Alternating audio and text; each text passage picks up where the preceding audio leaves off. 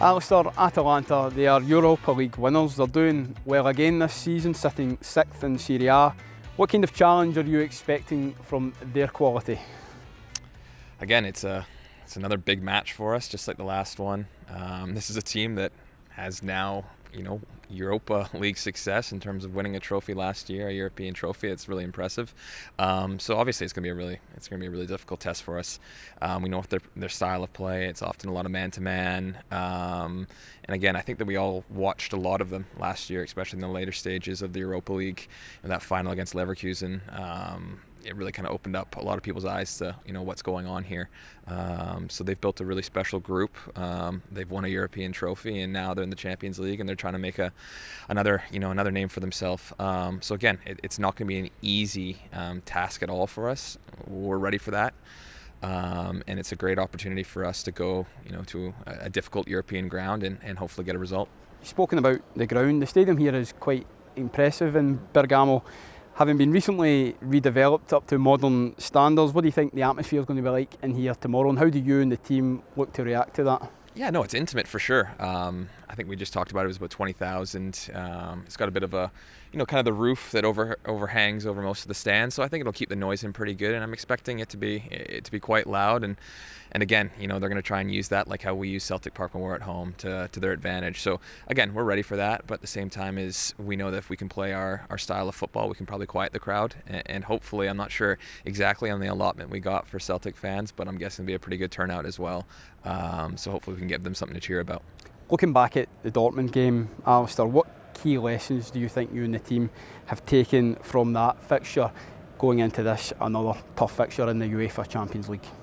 Yeah, I think for us, one of the main takeaways that we talked about as a group is that you need to find a way to dig in, especially when you go down 2-1 or 3-1, whatever it is, to, stop the bleeding, get to halftime. And, we just constantly gave away simple things where all of a sudden we got a little too individualistic. That's always such a tough word for me. And, we started chasing after things we didn't need to, and we just need to stay compact. And when you do that, you're not really helping your cause. So I think for us, and even when it happened at this weekend against Aberdeen, where, we let a small situation become something bigger than it needed to be just because we let it continue to snowball and just become more and more of a problem. So I think for us, it's going to be about, okay, if there is a difficult period in the game, which there will be, whenever you're playing at this level, there's always going to be difficult periods. It's that we get together, we get compact, and we see ourselves through it and find a way to, build a platform to build on that and turn the tide.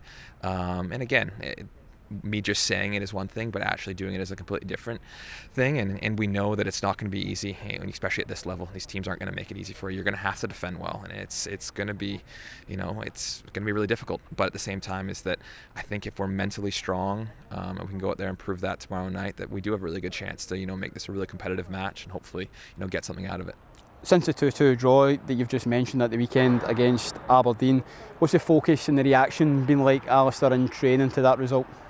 Yeah, I think, again, it's never as good as you think. It's never as bad as you think. So when we watched over the match, did our individual kind of analysis, I think that we saw where the moments were where, they hurt us in transition and certain things where we were just a little bit off. And again, when you give a good player time and space, you can get punished. But at the same time is that there was also moments where, we probably got a little unlucky, and maybe you play that over and over again. Maybe you do find a way to get a winner at the end, and then all is good in a way. But that's football, and again, it was one of those matches where it reminded all of us that just because you go into halftime 2-0 up and you haven't really played your best football, it doesn't mean that a match is over and you're just automatically going to kick it into that next year and blow them away.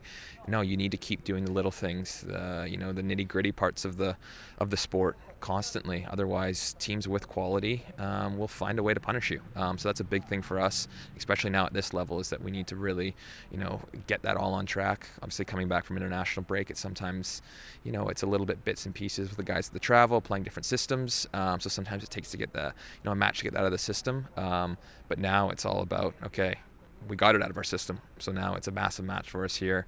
Let's go out there and let's put a good 90 minutes together.